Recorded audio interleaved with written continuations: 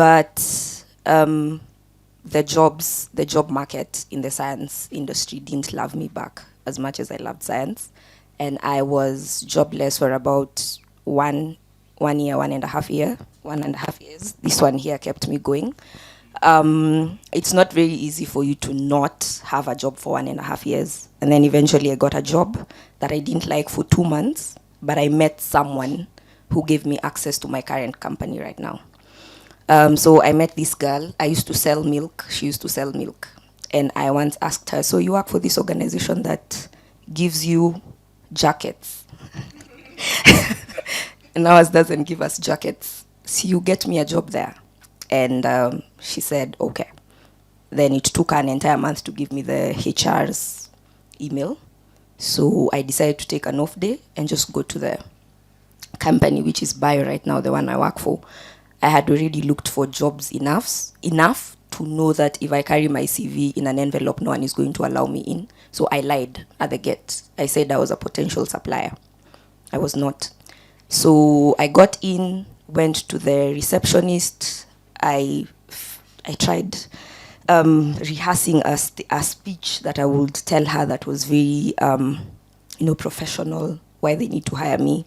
And that's not what happened. So I got there and I told her, can I speak Kiswahili? Yeah.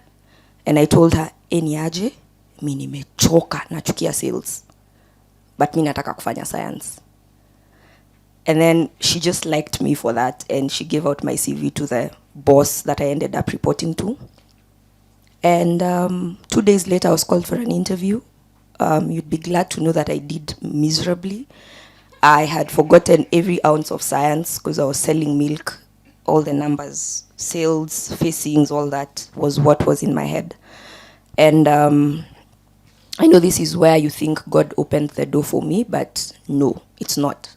That boss of mine ended up being not the nicest person. But looking back, I do not think I will be who I am right now in terms of my career journey if it wasn't for her. Had a very hard time settling into the corporate space, but I always did my best. At some point, I wanted to quit. And where is Sifa? Yes, my voice of reasoning at that time asked me not to, and I hid. I hid to. That time I wasn't even heeding to God. I was just heeding to Sifa that. I was just like, if he hears God, let's just go with this. But I didn't stay at a good time. You getting it? Like I wasn't enjoying myself. I was crying. My L4 and L5, my discs, L4, L5 is the discs below your spine. They were having issues. I had a back pain. I was bad financially. I had left the long-term relationship that I was at. And basically that was it. So I had a bad time. And then eventually when I got a better boss, I really appreciated it. And God has been faithful ever since then. And the rest of it, I think we can cover in there. Yeah. Yes. What I like what you've said about relationship building and how bosses influenced your decision to either stay or leave. I'll turn my attention to Shelmith. What are some of the most pivotal moments in your life that have shaped your career and where you are today? Morning. Interesting that I'm holding the mic now to talk, not to sing. Weird. Anyway, yeah, I think I'll also dwell on the career bit of it, rather the professional part. I graduated in 2017 from JQuat, having done a course I didn't like, absolutely. I swear, I wanted to do medicine. When I finished high school, I got a scholarship to some country in South America, which my dad had an idea that if I go, I'll be a drug lord or something. So he decided at that point, you can't go. And job is here, and it's just 18,000. You've been called a job, like ile ilikuwa inaitana university. Sorry, Kiswahili. Okay, yeah, that one. So yeah, I went to, I was called to do actually marine engineering in JKUAT. Hey, and then I figured, yani, me I'll work in Mombasa or Kisumu. I cannot be me. And then changed my course. I wanted to change to economics. The dean, just things happened, and then I ended up in some course. I'm like, this one, it's okay. I'll just be watching series. I know I'm smart. I will do exams and I will pass. I am smart, trust me. Yeah. And yeah, I did. And for sure, I just watched series and I used to pass. But anyway, yeah. So I did a course that supply chain management, that is. So once I finished after graduation, I knew this is not what I wanted. So I knew with my brain abilities, I can work in a Big Four company. You know Big Four companies? Yes. So I had an idea and a path, and yani, I'm going to do forensic audit. For those that don't know Big Four, can you give an example of two of the four? KPMG, PwC, Ernst & Young, those ones, and Deloitte. Yeah, so I knew if I get into Big Four offers graduate trainee programs where you're allowed to come in and then you can charter your career path into whatever you will like. So that was my plan. I had perfect plan for it. I applied to two of the Big Fours and actually got to interviews. They're pretty heavy interviews. There are a series of interviews, like 6, where it's like you do exams. You know that math paper 2 KCSE, literally. And I did well. We started the interviews at like 1,000 people. By the 6th interview at KPMG, I was successful, and then I was told to wait for a partner interview. That's 2018, to wait for a partner interview who invited me to a breakfast meeting, which I'm like, oh, this must be fantastic, so bougie. Who calls it an interview for breakfast? And I did well. I was told, okay, we'll get back to you in 2 weeks, what. And then I got an email or told, so we were to pick 100 of you, but now because our partners in the world have said we do not have money and all this, now we have to downsize, and then we'll have to pick the people who did a bit of engineering and all these things. I was crushed. Hey, I think she was there. Hey, and I'm like, me and my brains, people are reject. I think it was my first proper rejection. And then I have done a series of interviews in a span of 7 months. That one was a pivotal moment. I was so devastated. And trying to cry to God is, no, it's like I could feel that this is not where He wanted me to be. I knew it, but I had a plan, remember? Yeah, so I tried to do online writing, which was pathetic. I hated it. And then I got called to where now I'm working to come and do internship. I did peekaboo with that HR for 1 month because I didn't want to go. I'm like, so what is that? A government agency? I just go do internship. I'll just be watching. Like, it's nothing serious. So I really didn't want to do that internship. And I was going to be paid 15,000. I'm like, it's okay. I can just write for 1 month and get that 15,000. What am I going to do there? But yeah, I agreed finally. And that opened a door that in 6 months, I actually got a job there. In that same organization. I had never thought I'll work in government. And from there, it's like my perspective changed. And I started feeling like the public is home, or government and all that. I got very interested in the development world. Being lucky that where I work, it's called Anti-Female Genital Mutilation Board. So it's government, but we work a lot with the humanitarian sector and development world. And yeah, I started there as an intern, got to an officer. 2 years later, after being employed, all the people I was working with in my department went back to ministry. So I got to head a department, not by okay, let's just call it promotion, but that everyone left and then now I am alone. That is how. And it was very fearful. I wanted to run away. I mean, it's a government, it's a department in government which is very sensitive, men can tell you, and you're dealing with budgets and all that, and you're very young, and everyone will just thinks everyone in procurement is a thief. Yes, even now, trust me, they think I am. Yeah, yeah. Yeah, and that has been my journey. And when I started leading, I leaned on a lot to learning. I allowed myself to be a learner. I didn't. I knew that I don't know, and I agreed, and I leaned to my boss. I leaned to the people I thought I knew that could guide me, and also my partner was a huge voice to, you can do this, like you yes, that is my long shot journey. And you've brought me to a panel too early. By the time I'm sitting here 10 years later, guys. Thank you, Shell.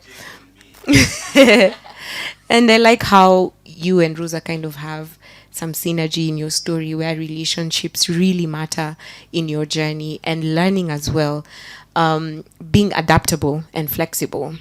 Ben, what are some of the most pivotal moments that have shaped your career and life?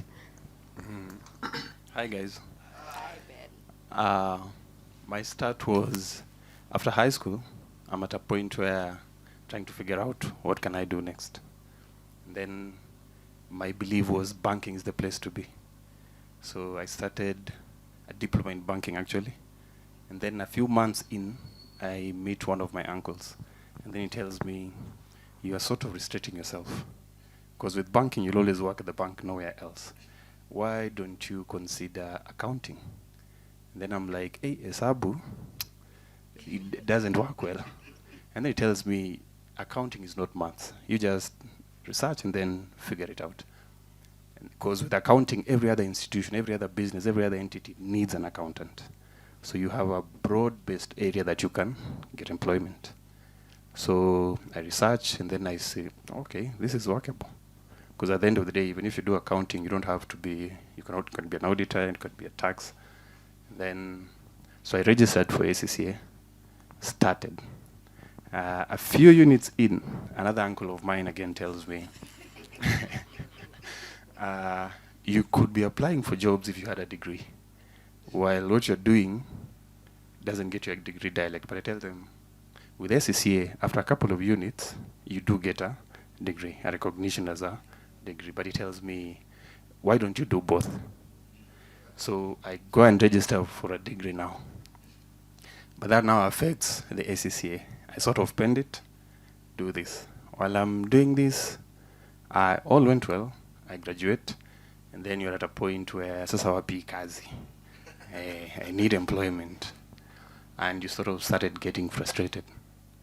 But my folks are like, now register for your master's. I register and I start. But in between, now the job opportunity comes. I get the opportunity, but I'm sent out of Nairobi. I've been sent to Meru. And then I'm like, I've not been, what I'm going to do is has no correlation with the career that I was expecting to take, the Big Four. Because at some point, I was also dreaming, this will be it. But it turns out it wasn't that bad, because I got to do, like now in compliance, you're just enforcing the NSSF itself, ensuring people are aware what it's about, and then employers who have employees understand that the need of paying NSSF for your employees, basically just the benefit. And now the enforcement bit, because if they don't comply, at the end of the day, you're supposed to prosecute. And that can be a challenge. And in the same field still, there are various challenges in it, because others would want to bribe you, others would want to threat you. but you still have to figure it out. And I enjoy the whole time. It was actually very fun. I can't complain about it. Others complain, say it's not a field I'd want to be in, but for me it really worked out well. A big chunk of it being to the leaders that I had. As I've matured in the industry for a while, I've come to appreciate there are some leaders who will make you hate waking up going to work. Just the thought. But so far, it has all been well. And then from there, when I'm in Meru, I just get a letter. And I knew the current position that I'm in, a good number of people really eye it because it has a chance to travel. So it has a plus. I get the letter, and I was the one in charge of the office that day. So once I received the letter, I open, I'm like, okay. And then guys are like, you're lucky. If the boss saw that, yo barua ungeona. You'd have always been here. And the rest is history. I'm at a place that I'm still enjoying. And what I didn't mention is I also interned at NSSF. So while I'm interning there, my big bro, Elias, one of those days that I'm at home, we're just talking, and then he tells me, you seem happy being at this place. Si upate kazi hapo. And we just laugh about it. Kaishi hapo. And then exactly like a few weeks after internship, I'm at a not so good place. I was at a club. I meet the boss. The boss of, I was at internal audit. And then we speak, we bond, and then he tells me, you should join us. And you know, I'm like, this is just talk. And then a few months in, the opportunity comes to serve. And you're like, these are the moments things are spoken, but it never hits you. Because even those moments would hit me way, way later, years later. Like now I think, Elias spoke about this, and then this person also spoke about this. But it came to pass. And that's my jam. Can we just give our panelists a round of applause to encourage them? What outstanding themes that, I've picked from this conversation, how relationships are so vital in your journey and how you should lean into those relationships for growth, for feedback, for input, like the voice of reason of Ben's uncles and so on. And the other thing that really stands out to me is be flexible. Be willing to pivot, right? Sometimes you want to work for the Big Four, but the Big Four don't want you to work for them. So either way, find your North Star and find your place of impact. I'd like to transition into really understanding what policy is and what legislation is in practice, in real life. And Shelmith has a background in public policy and governance. And Shelmith, can you just tell us what policy is and how we can differentiate between policy and legislation, and perhaps even speak about why it's so important for us to discuss on these themes? Thank you, Ivy.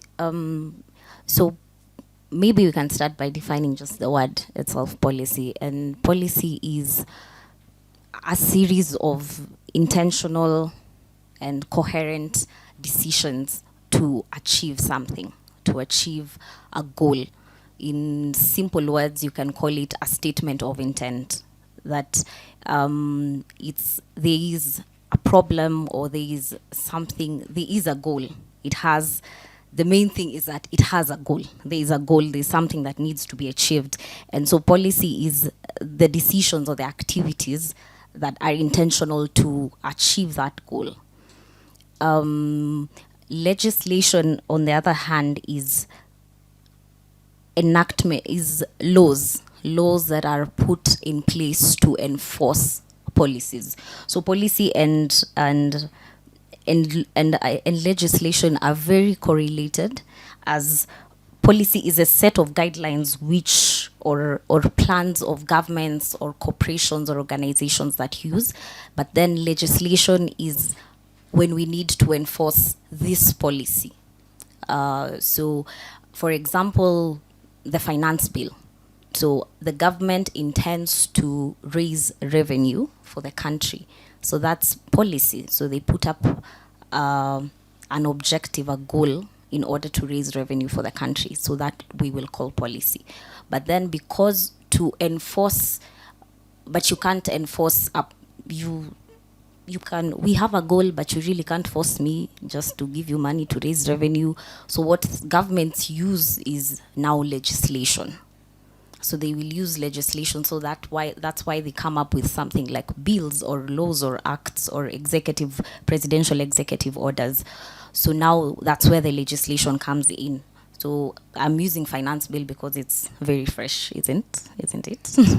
Yes. So by the time it got to parliament, now it becomes a legislation so that we can be forced to raise taxes. But the only way they can do it is once they pass it as a legislation. So a policy is, even as you can just have a policy in church, that our policy is you get here by 8 because we need to start service on time.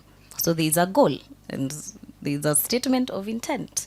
But now to enforce it, you use legislation. And because we are of how society is, that at times we'll just need to force people to do things, we will have to use legislation. So that is the major difference between policy and legislation.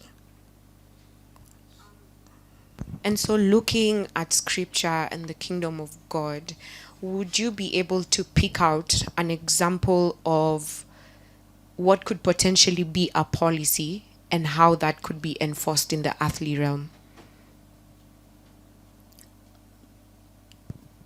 My first thought would be how I look at policy in terms of there's a broader way of how we can enforce policy, definitely in the kingdom. But just to give an example in terms of definitions, maybe giving, it's a principle. So I look at it as a policy, as a kingdom policy. But then if to compare the policy and legislation in terms of biblical examples, maybe the legislation will be the commandments. Okay, we don't know if the enforcement is how it's enforced, but yes, does it paint a clear picture? Yes, so giving and just the principles of giving and how God has taught us to, we know that this principle works whether you're a believer or not. That give and you shall receive, sow and you will reap, and all that. So that is an example of a kingdom policy. Justice also is a kingdom policy. Mercy is a kingdom policy. So we see policy all across scripture. And because I was actually showing the apostle just before now that the word policy is a Greek word. It's from the Greek etymology because it comes from the Greek people, where it means political. The same word police is where we get policy, is where we get police, like policemen, and politics. So they're all very, and we know how the scriptures and just the biblical times, how the Greek have a strong impact on how the Bible and all that is. So that's even just the word policy came from the Greek and how they could conduct their business and run a society at that time, the Greek and the Romans. Yes. Speaking of running a society, I know, Rosa, you had a department, but you started off as an intern and rose all the way to the head of sustainability. Can you give us like practical skills and mindsets and values that you had to apply and even appropriate from the Word of God to get to where you are? Thank you very much. So I'm going to answer that as a story so that it's easier, and then we can pick up things from that. Before I start speaking and you hear of all my successes, I'd like to make it clear that I've been walking on shoulders of giants. Like, I have been carried. I have been carried all along. I'm wiser now than in 2019, and they say you can only join dots backwards. So you're all lucky that now I am wiser. So let me just go back to after I got the internship. I was a big believer of working hard. And working hard is not wrong. Everyone should work hard. And I really worked hard, and it paid off because I got confirmed before the internship process was over, internship period was over. But then after I got the job, I realized that working hard is not everything. You could be working hard, you could be busy, but you're not productive, you're not bringing value to the organization. And it's usually very important to look deep within yourself. I believe the hardest conversations to have with anyone is actually with yourself. Like sitting down and asking myself, Rosa, are you jealous? Are you envious? Are you as hardworking as you'd like to be? Are you bringing value? That's usually a very hard conversation. But the day you get past yourself and be able to sort of walk out of yourself and have a heart-to-heart conversation with yourself, it becomes better. So I worked hard, and that worked me as well. So that's how I ended up getting the back problem and all that. And in all that mess in 2020, which has got to be the hardest year of my life in my adulthood, God was teaching me something that I didn't realize until the following year. As I said, my back was hurting. I was financially in a very bad place because all my money was going to the back issue. Not that it is very important for this meeting, but I was also recently single in that year. There was COVID. We had gotten a pay cut, and life didn't look really nice. But throughout that period, I listened to people. I had my father. I had my other father, Apostle Sifa. So, counsel of people who love you doesn't always come sometimes as love. But love is not feeling. Like, love is how people actually, looking back, that was love. My dad and what Sifa did for me during that period was actual love. Don't leave right now. But my back is aching. Okay, take a break. Stay there. So cancel. That's next. Hard work. Cancel of people who genuinely love you. And then in 2021, things started opening up. Through that period when I was working hard and my back was aching and my boss was trying to fire me for absolutely no reason, someone else saw the work that I was putting in.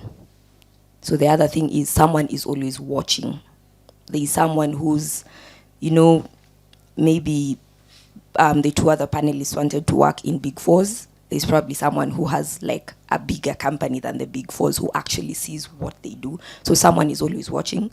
Someone took me and gave me an entire new department, and told me, okay, if you learned whatever you learned in the previous one, why don't you learn this and run with it?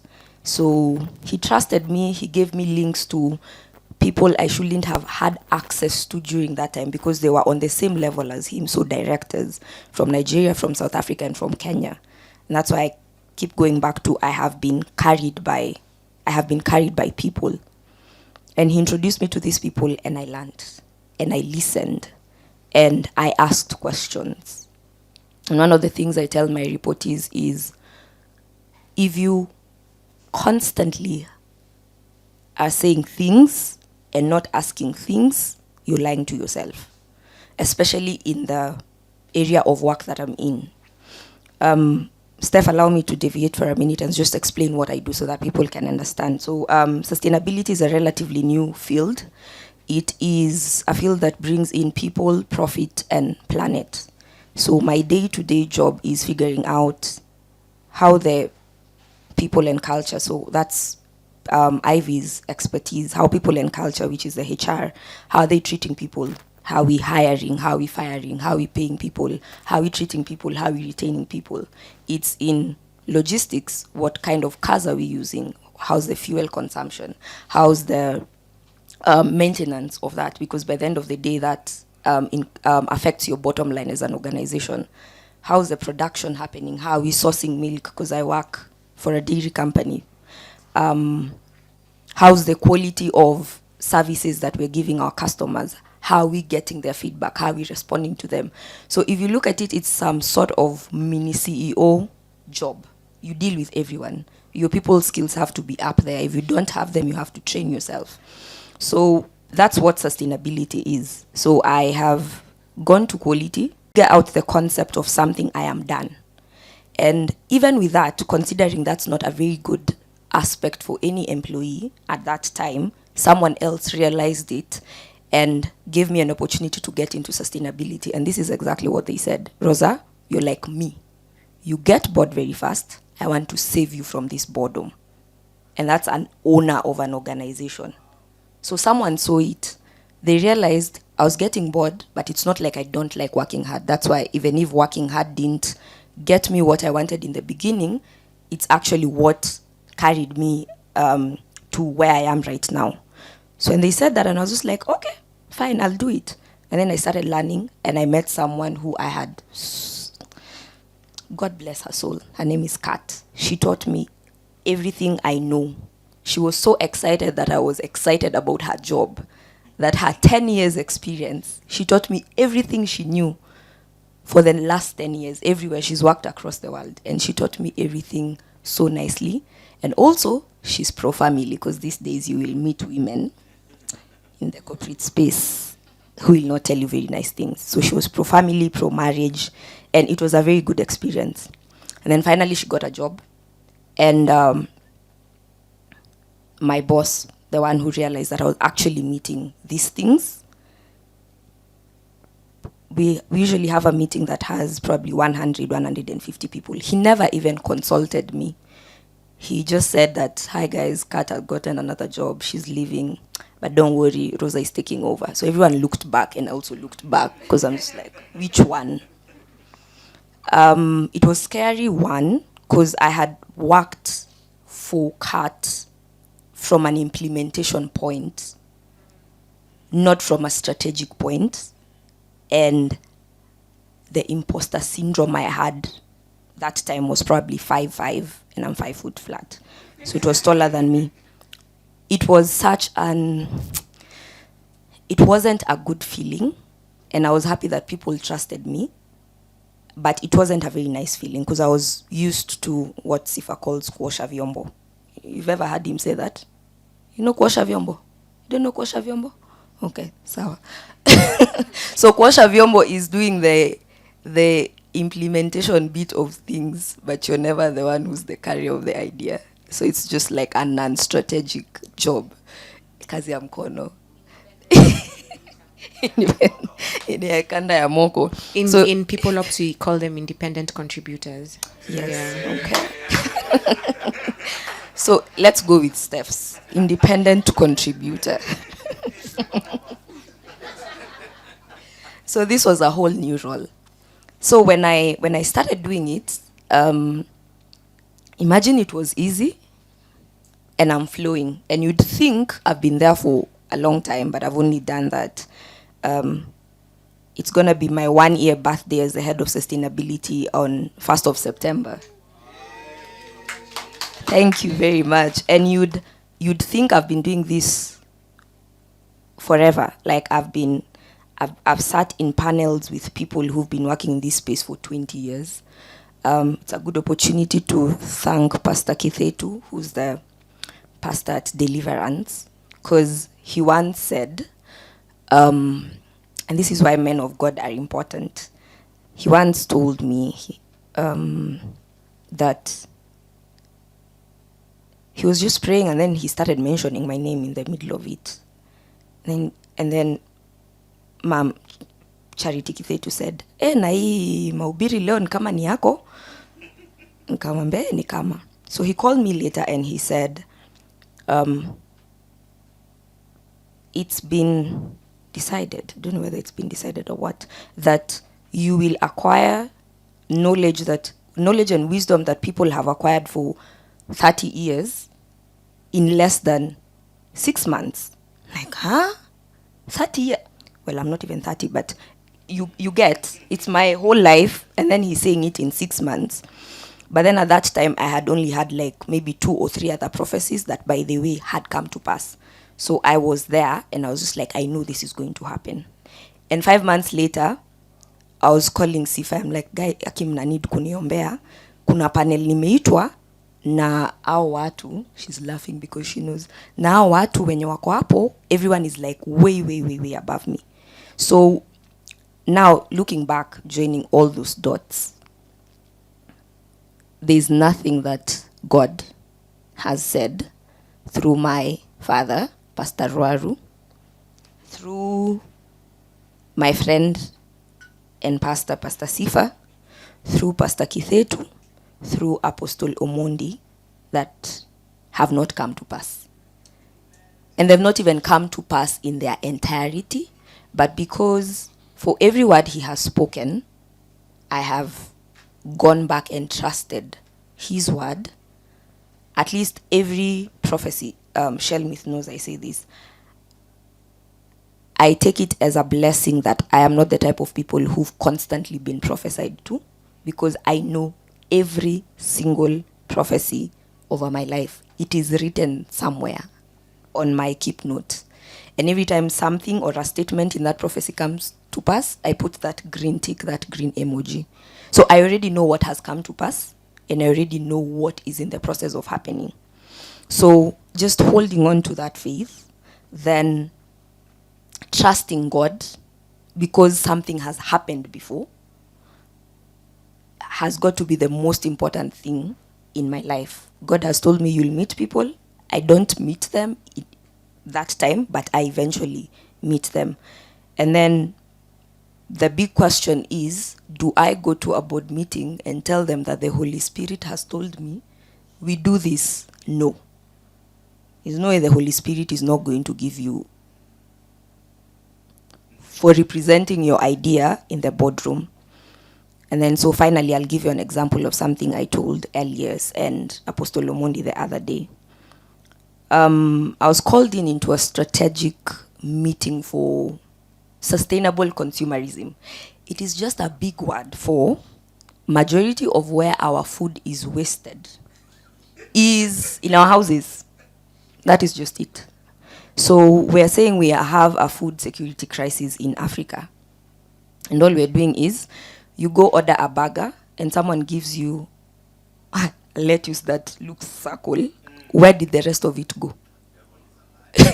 So they threw it away. So that's what's called sustainable consumerism. So I was called into this place, and we were discussing nutrition, and we're discussing big things. And I had read the entire night, because when I'm going to speak somewhere, that thing just comes, that I don't know anything. So I have to read everything that has ever been written. And on that morning, I was reading a book called Becoming a Woman Who Listens to God. It's by Sharon someone. And she spoke something about nutrition, and then I went back to the Bible, and then I realized your balanced diet. You see all those people you're listening to on Instagram who do this, workout, your whole balanced diet is in Genesis. Like mmeruka, mmesoma, mmeenda huko mbali, alafu tu Genesis iko na balanced diet yako. Kula nyama, kula carbs, kula vegetables, na kule matunda. Hivyo tu. Na usi overconsume cause ni gluttony. You get? There is also no do not overconsume. Tier ones, please. You're borderline sinning. So I go to this big pan. By this big. It wasn't our organizations. It was the entire countries. It's probably going to become a policy maker. But that was it. And I didn't go read Genesis. I just reworded what I read in that book and what the Word of God has said. And everyone was, when Apo says a good thing and Steph is like, wow. Wow. Everyone was wowing. I'm just like, Sini Genesis, Simsome. So the thing is, she comes up with policies. Majority of the times, policies comes down to us where we implement. But there are instances where we require, an organization can do so well that it's going to be bottom up. And we're going to have to force them to come up with a policy. In all those things, there's a place for the Bible, there's a place for the Word of God. It's never going to be irrelevant.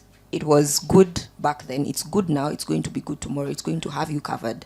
So always go back, and then your knowledge of your space and the knowledge of the Word of God and the faith that you've been building.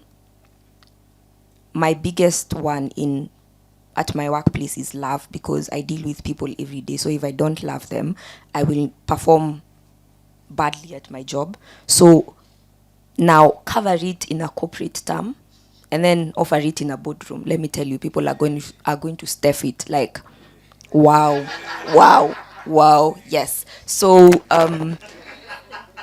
they're going to stuff it. So let me go back. Work hard, work smart, have the ability to have tough conversations with yourself, because no one is ever going to do that for yourself. Gauge yourself not by societal requirements, by the Word of God, because if you go by that, you will never go wrong. Build relationships. Be flexible in your language. If I'm going to talk to a pastor, I will know how to speak. If I'm going to talk to a CFO, I know my financial terms. If I'm going to talk to a COO, I know my operational terms. So you need to be very flexible. Respect, key. And then cover all that with faith, love, and hope.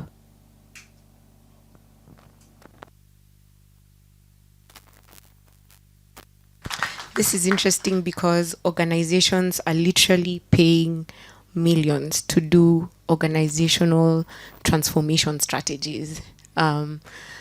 Like, people are paying a lot of money for culture revamps. And if you sit in those conversations about culture revamps, it's just, how do we affect our values? How do we affect humility in our organization? Like, can you imagine spending a whole day talking about humility, guys? And yet, as we receive the Word of God on a weekly basis, it's like we are being built up into a house that can communicate these values and can apply and appropriate the Word of God where we work. And so, Ben, just from that, how do you see yourself applying faith in such a complex space such as governance? How have you done it before? And what does it mean to be sent into a role and applying yourself to that role based on your calling?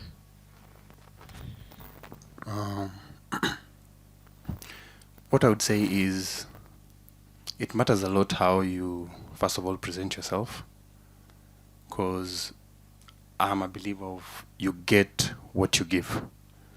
So you'd find instances where you don't actually believe in yourself, but your habits and your way of life speak different things to others. Like, if I would give an example, there was a time, personally, as just my temperament or just my way of life, if I'm engrossed into something, I just do it. So even at work, just give your all. You don't get distractions. If you focus, this is what I'm doing, this is what I'm doing, and nothing else. And having faith, in government, there's always that doubt. Will I get to grow? Because you're meeting people who've been at this for 20, 25 years, the same job group, the same thing day in, day out. And routine won't work for me. So you start doubting, you start thinking, I should start applying. But then at the end of it, you're like, God, it's in your hands. And you just continue with what you're doing. And at the end of it, it always reflects to others. Because you find that they tend to respect you. And at some extent, there are some things they won't bring to you. Because they know he Ben hawezi kubali. So even the way they behave changes. My personal opinion is the biggest issue in government is culture. We have a culture that is slightly negative, and it is passed on to whoever is onboarded.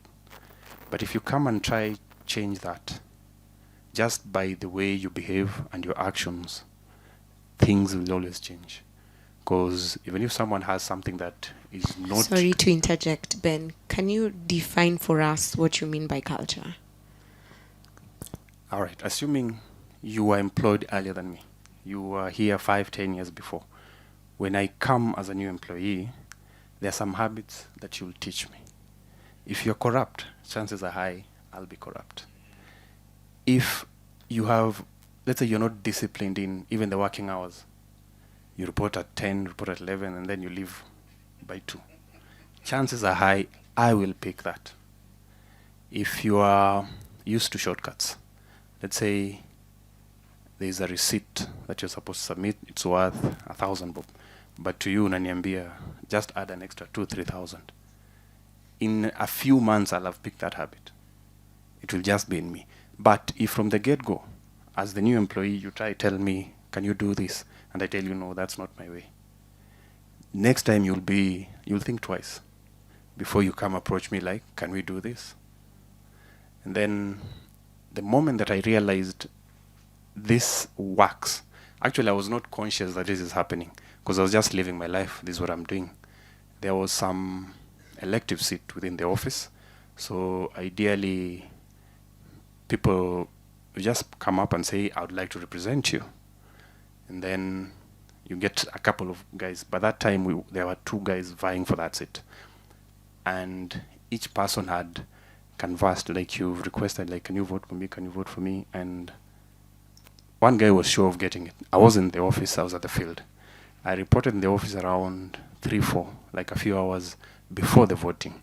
And then a good number of, and they're way elderly, some ladies, and I was a flani, majority were ladies. They asked me, between these 2, who do you think we should vote for? So I just proposed one. And that guy won with the majority. And then he comes and tells me, uliharibu kura yangu. So I asked him how, because it hadn't hit me, what I said had an impact to these ladies.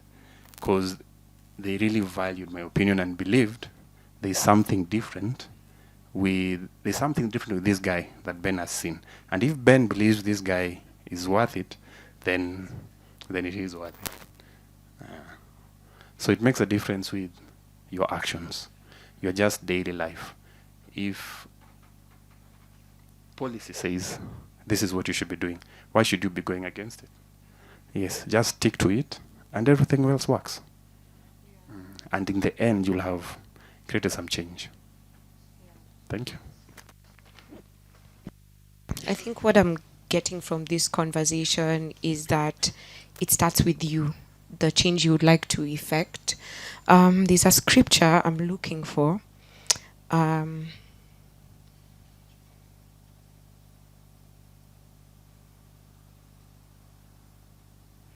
It's in 1 Corinthians 10:31.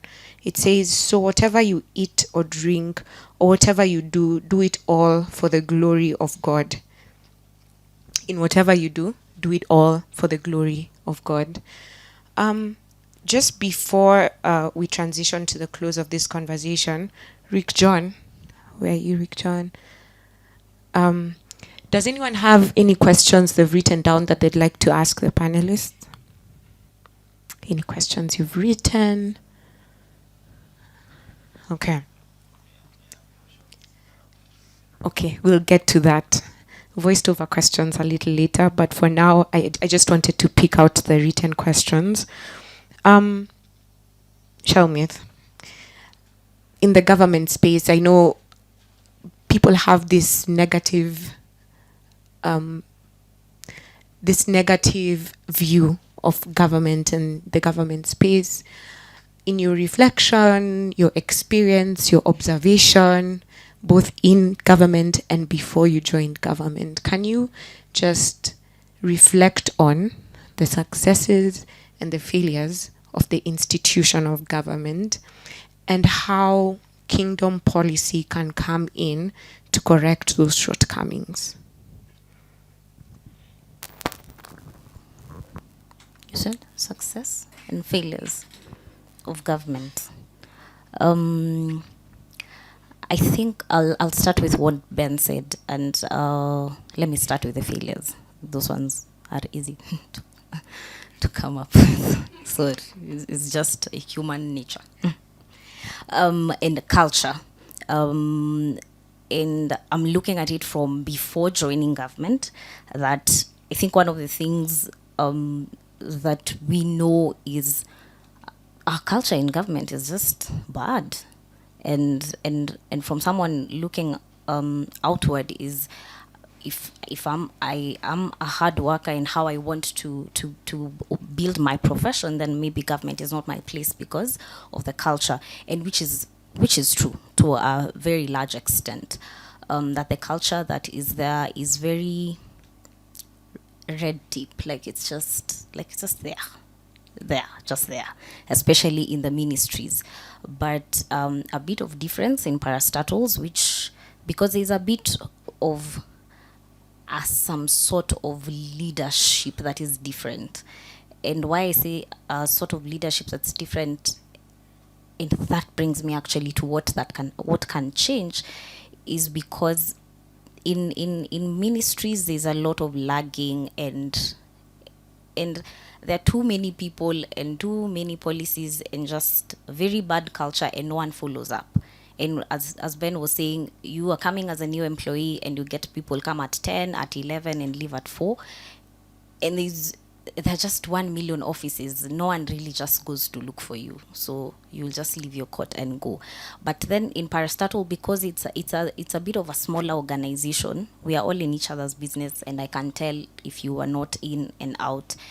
And that's one place that government can just really look, because parastatals are doing better. Parastatals are okay. So in government, just notice that I may be speaking a different Greek.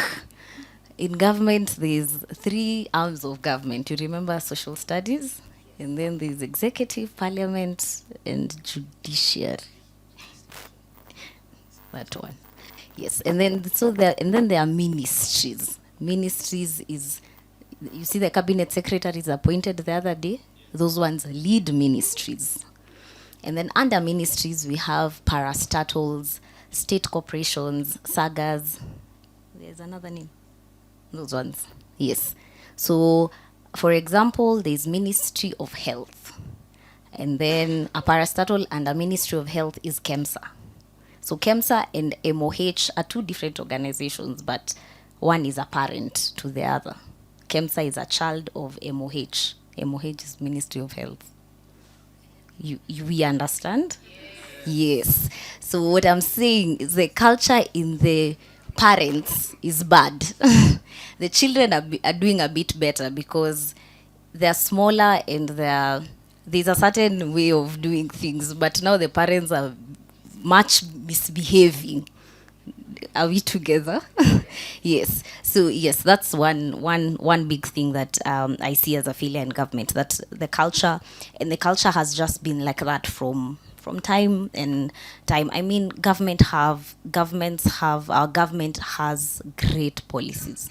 Like and I don't know if you've had this before, what Singapore is what Kenya made Singapore to be. And by that I mean, we enacted a policy in 1965 of how we will make our country. And Singapore took that policy word by word. Like they did not change anything except, you know that thing in Word, Microsoft Word, find, replace. Kenya, Singapore. That's what they did, literally. And they took that policy and implemented everything in that policy, which was done by Kenyans. It was for Kenya. And that is where they are now as a country, and where we are now as a country, not implementing our policy. And that's why you go to Singapore visa free, because they feel indebted to us. And that's one big failure, that we have the brains, we make policies. I mean, Yani, just go to our website, I'll remember the name. We have amazing policies. We create, our country is one of the biggest, our country is one of the leading policy drafters in even foreign policies, monetary policies. Watch of the IMF wametukalia. They get their monetary and fiscal policies from us, but we have pathetic implementation, and that's one of our biggest failures. And I think as kingdom people and as believers, that's one of the biggest gaps that we can come in, that we already have the the blueprint. We can get more, but we already have the blueprint, but we need the blueprint to know how to implement what we already have. What, like I'm telling you about a policy that is 50 years. Kenyatta is 50 years, 1965. You see, if we already just implement that, it can be a success to our country. But and yeah, that could be a success of our government, is that we actually have good policies, we just don't implement them. Yes. And to help us understand better, because Ben and Shelmith have talked about culture and how culture affects implementation in the long run. And for us to understand really what culture is in an organizational setting, we look at culture as the values that guide the organization, which are then translated into mindsets, how you think and how you show up, which are then translated into behaviors. And sometimes really big, important people will just sit in a room and have a conversation and say, how can we ensure that by the end of 2030, we have a more progressive approach towards embracing the LGBTQ agenda? And they'll define the values of the LGBTQ agenda, and they'll define the behaviors. People need to see it on their screens more. People need to see the flag of the LGBTQ more. In the same way, in an organization, they'll sit and say, what do we need to do in order for our employees to show up on time? We need to introduce timesheets. People need to fill out their timesheets, and so on and so forth. And so, like Rosa said, there's an aspect of introspection where you sit with yourself and ask yourself, what really matters to me? And how am I going to shape the conversation on values? Because values eventually influence behaviors. And so I'd like to bring this conversation into a conclusion. And for someone who's just starting out their journey and trying to figure out, what am I meant to do? Yesterday, Apostle Sifa kind of touched on it a bit, and he mentioned how when he started out, he really listened to sermons on purpose, and he went and fasted and so on and so forth. I know your journeys are different. Perhaps you didn't fast, perhaps you got a prophetic word, perhaps not. But for someone who's trying to figure it out, how maybe you can use your own example or anecdotes from your life. How did you come to the awareness that you are called and sent to your specific field? Perhaps you figured it out later, but how did you come to that awareness? And I'll start with Ben. As I had hinted earlier, my dream was to be in the finance or accounting field, but then I was thrust into this other side of social security, and it just grew in me because you get to interact with the elderly more. There's something different when an elderly person just says, mtoto wangu barikiwa. That thing is big. And considering that what you've done doesn't fit the magnitude of how, I don't know how to put it, but now in the 8 years, every other day you get to meet an elderly person who has a challenge in 1, 2, 3. So you purpose and make sure you sort it out, and you let it go. Actually, just passes, but a few months later, or even years later, you're just on the street, and that mzee will just smamisha you and say, kijana yangu ulinisaidia sana. Some are even purposeful that they'll rush, and what usually happens, they'll try slide you some money, and then sunakata. You're like, because it's not that much. Contributions are way, way less. Someone is taking less than 100,000. And he wants to give you some 5,000. It's not worth it. And then anaona umekataa pesa, anakimbia anafanya shopping. Anakuja, anaiweka juu ya meza na anaenda. So looking at that, you wonder, is this really that big? Because to me, I was just doing my work. There's nothing more to it. And it makes a difference. Because the elderly are really suffering. And if I may digress kidogo, even for you guys, start planning now. In the later years, there are some things that you must have in order. Number one is usually finances. That is obvious. Number two, your health. Focus on your health, because if you don't have finances and your health is deteriorating, because I wanted to be in accounting or auditing. That is what I'm doing now. How it came about is the history, the experience that I did while I was at the field office. Because someone just came and audited me and interacted with me, and so it fit like this person can fit at such and such a position. And that's how I ended up back to where I had intentionally wanted to do, without any regrets. In the few years, actually a big number than what I've covered now, it just came into place. So being yourself, being real, just be true to yourself and serve. You will get your purpose, because you may not be in the path that you thought you're taking, but the satisfaction that comes with doing something that you enjoy. As I had hinted, there is no day that I woke up and felt, maybe just because I'm tired, but that I'm hating work. It never happened. Considering also that you have different leaders, and leadership matters. Because there's a leader that my immediate boss, we're working with, and we would be at a setup, and I'd talk positive of him. And other guys would be like, hey, huyo mtu mnaelewanaje? And I just tell them, they're your boss, you have to work. So at the end of it, respect authority. That is huge. Yes, they're not perfect, and they have issues, but just pick the positive from them and learn. The rest, weka kando. And as he once advised me, leaders are led in private. There are some leaders, ukijaribu kwanza serikali, you will see it, just disrespecting them. And actually, you've not disrespecting them, but you just spoke back. So just understand your leader and work with them to achieve your objectives. That's the essence of it. Thank you. I hope you have answered. Yes. Rosa, I'll change up the question for you a little bit. So this is your last one from me. Can you share a Bible principle that guides your actions and decisions in the workspace, and how you apply yourself to it? Love. By the way, loving is very hard. I'm saying that with a lot of humility.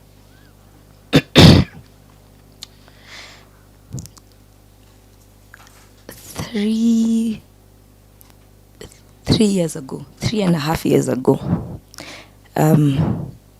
if you listen to me enough, you will get tired of me referring to pastors. So, Pastor Sifa then said that during that time, he said that he had been praying to God, that God helps him redefine things for him. And I thought I was a very loving person. I was not. And so I decided, sometimes when you don't know what you work on, just, if you have good friends, just work on the things they are working on, you'll be fine. Like if you don't know this year what, you don't know whether you want to give or what, me, by the way, my life has just gone well, and that's what I've been doing, because I've figured myself out hapa siku ingine. So me, I was just like, so ya naji amekuwa kiask ikuwe redefined. Okay, sawa, pia mimi. And by the way, that just worked. And I was just like, okay, that time I was even praying that God helps me speak in tongues, because I wasn't speaking in tongues. I was just like, apo kando. So that entire process for me began. And love has done a lot of things for me. And now because I committed, I also suffer for it sometimes. Because if I treat someone badly in the evening, I'll remember. And it's not a very nice feeling. And then, as I said, my job, because I do both sustainability and safety is just technically taking care of everyone. You have people are unable to draw a thick boundary of what's occupational safety. This thing is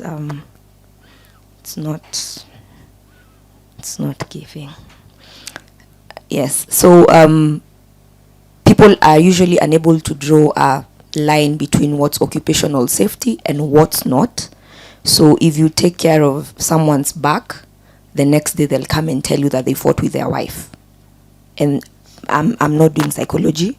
It is not my line of work. It is not what my KPIs require. But then you realize with time that if you just listen, not that I can even help them, but sometimes if you just listen, then 2 weeks later, they're going to actually tell you of other occupational hazards in that space. And guess what? That helps your KPIs because you're keeping people safer. You go help a woman with something, maybe they've been standing for long and they have a back issue, and then the next thing they're telling you about their health issues. And it's not your place to sort it out, but if you listen, it actually helps. So just loving people, and loving people doesn't mean that you bring everyone into your inner dot. Don't also go oversharing, like that is for your close friends, but you can always listen to people. And then at first I was just listening, and then after a while now I started getting the burden for praying. So I'm wondering, sasa, what is this? So love has been it for me. So now I pray for people, their children, their husbands that I don't know, and I feel like it's making life much better for me. It's making me grow as a person. But then you see that's not one of the things you can write in a strategy, that if you want to go further in your career, please listen to people, pray to God, love. You can only love people, and then they can pick that from you and also love other people. So for me, every day, all my notebooks, I know this is very childish, but they are all written love on that first page. Na sijui kuandika colleague vizuri, so iko tu na love inakaa kama 2D alafu it's shaded, but for me it's just love because it's worked for me. I have been repaired by love in all my brokenness from God, from my relationships that I have. So gangster points. So love, yeah. Just love. Thank you, Rosa. So Shelmith, what final piece of advice do you have for people on how to apply kingdom principles and kingdom values into their work and into their lives?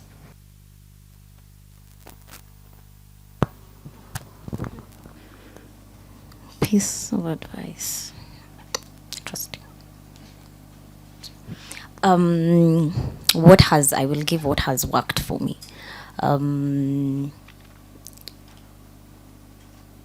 Listening and having an attitude to learn and be taught, and to learn and be taught, and to be flexible and adopt. I'm a choleric in my nature. I have plans, strategy. Like I told you, I had a plan for my life with the Big Four, you remember? But at that point, I think if someone could tell me I would want to do what I want to do now with my career, I would think you're nuts. But all through my profession, I have allowed people to speak into my life and to learn and to, like she said, ride on shoulders of giants and allow God to charter that path. I didn't know I'd be interested in policy, in strategy. I just knew when I finished my degree that I'm not going to do masters in supply chain. This is an easy thing. I've already learned all I need to learn. I need to learn something different. But I didn't know what I wanted to do. But I said, I will go in my path and then figure out. I remember she's the first person who spoke to me about doing policy in 2018. I don't even think she can remember. Yeah. She told me you'll do something in policy and strategy and just the public policy space and all that. And I'm thinking, okay. Well, it must be nice. But we'll see. Yeah, but all through my journey, I have an amazing boss. Bernadette Loloj, she's an amazing woman.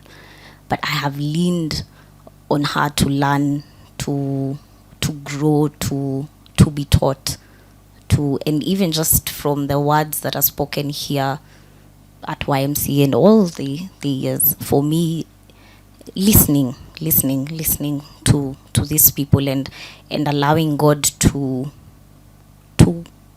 carve me.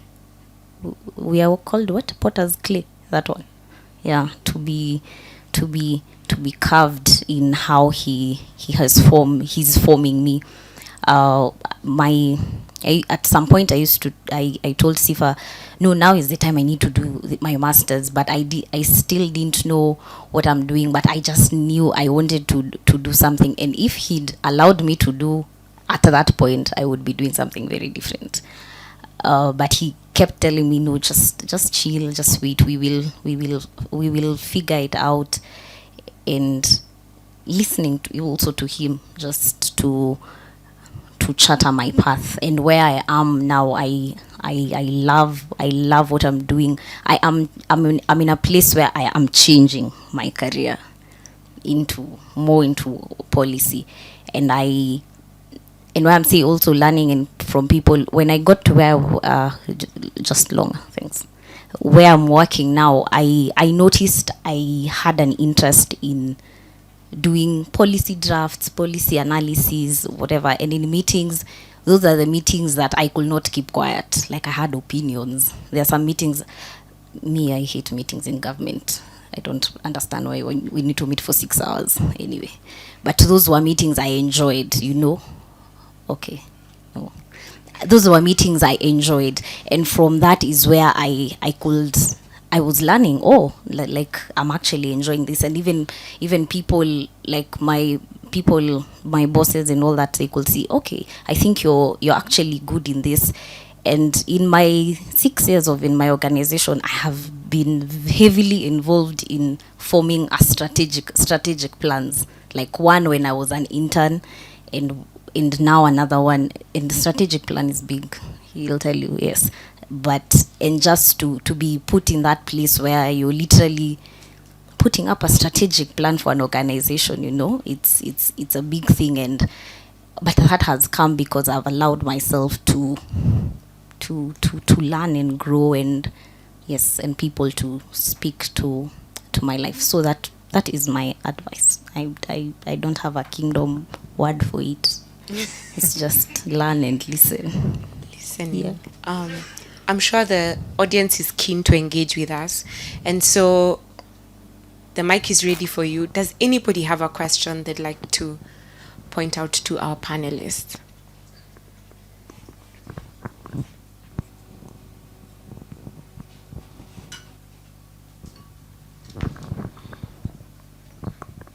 I know Apo had a question, but okay, yes, there's a question there. So please introduce yourself, what your name is, and who you'd like to direct the question to, and what your question is.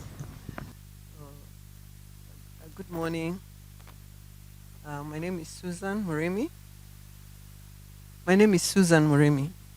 And mine is not really a question. I think it's a combination of many things. And first, I would like to thank the Kingdom Mind people for putting this together. It's very exciting, and we can see that there is a future for Kenya and a future for us globally. Mine is just, I wanted to thank Rose. I don't think we have met personally, but I want to remind you of the beginning of this year. There was an international point of, just the kind of peace that he enjoys today, that his mates that he was working with, that he was colleagues with in the government at that time are not enjoying.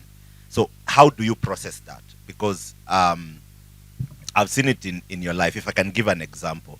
So his elder brother Elias had a wedding. And so the wedding was all the way in Coast, his destination wedding, and we are all excited, we are all going. And then Ben tells me I'm not coming. And I ask, why are you not coming? He's like, there's COVID all around, and me, I have flu. I cannot come to the wedding. Me, I'm like, man, like if... we tried everything until it was funny. We were now trying to just convince him to come because it was funny. Mimi ni pastor nakwambia, and I believe in the supernatural. Like, I'm just telling you, come. you know. So I don't know how you process that. How do you, I don't know how to frame this question. Probably Stefan as I uliza hiyo swali vizuri. Yes. Should I reframe it for you?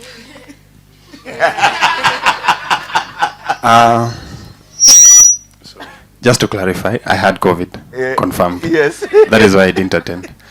But Elias, I'm sorry. I'll always apologize for that. It's just in me, and it's just inherent. Like, other than it being inherent, there are aspects that mzee would just share, and they would stick. Like, the most one that always sticks with me, there's a time, you know, with our dads, they rarely fungua roho. But there's a time a while back he told me, son, don't ever marry more than one wife, and don't ever get a kid out of here. And then you're like, hey, mzee, imetoka wapi? But that thing has stuck in me. So over the years as we grew up, there are things he would share, and they just stick in you. And then maybe also the discipline that he had, because someone also told me, uko na nini ya baba yako. The aspect of being strict in some aspect, and you stand by your word. I may be easy in a lot of things, but something that I believe in and I want to do, I'll do it. Iyo hata useme nini, I'll just stand by it. It may also be a weakness, but I'm working on it. Amen. Ndasema tu, and then Shell will rephrase the question. So Shelmith, Bwana sifiwe. Praise the Lord, praise the Lord, praise the Lord. I think we've had so many conversations, even just concerning how things need to change in government spaces. We've talked about wastes, like we've talked about. Are we recording? Oh, we are recording. Shit. We've talked about many things, even some things that we thought should maybe happen to this country that has happened to other countries. What gives you joy and satisfaction in serving? Because once the goalpost has changed and it's no longer what you loved doing from when you were young, it's now something that you have grown into love, as I heard, you know, what you're saying, and now even choosing to pursue other places. When the organization, when not everyone thinks the way you're thinking and the people you're working with are older than you, how has that been? What gives you joy and satisfaction?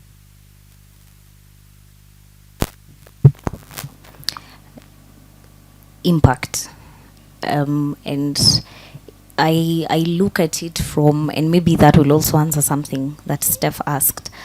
I have looked for my place of purpose, and for me, it's impact. I'm still defining it, but it's impact. And impact, by impact, I mean, like what Mom was saying, and this is how I think we can affect policies as kingdom people.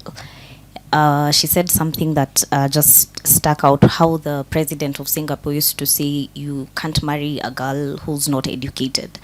When you hear that, it sounds very small, but from a policy perspective, it's a very big thing that people will not go to school now. You will bring illiterate children. That will bring youth unemployment. It will cause poverty. It will cause a third world country. So it's the small things that are very, it's a step kidogo kidogo to the bigger thing.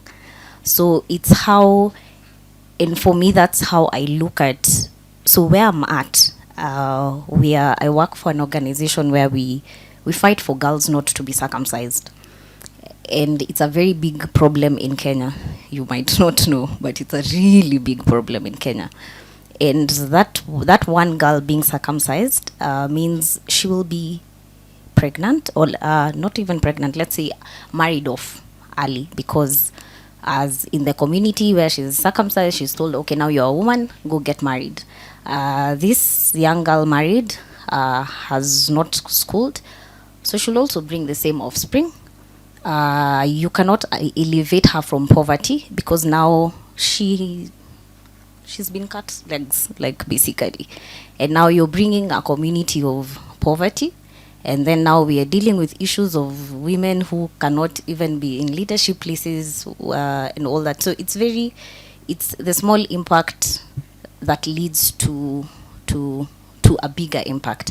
How I see my life is it will impact governments and nations and all that. But from where I am, okay, what can I do? What I'm doing, maybe it's a gift God has given me, but I do not really have a nose vision. Like I tend to look at it very long term.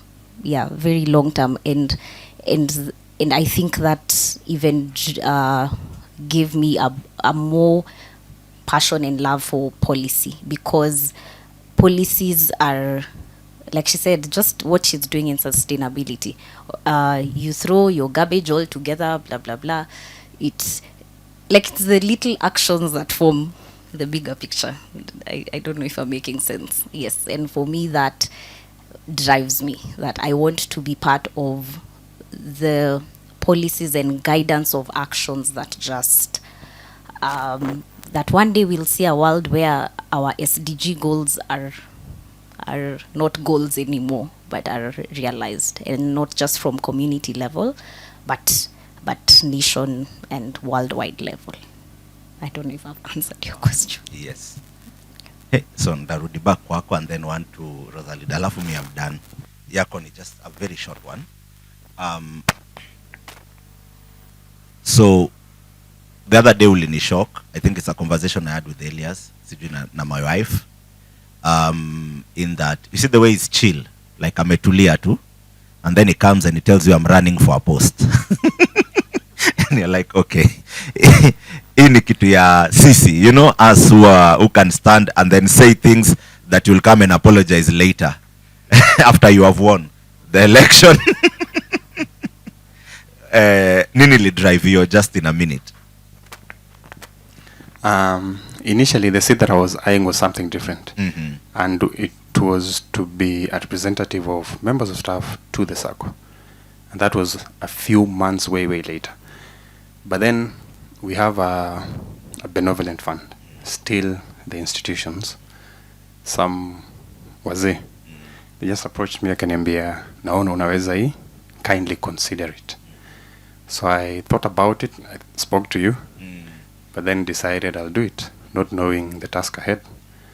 Because this was now sort of countrywide. You have to talk to everyone, you have to campaign.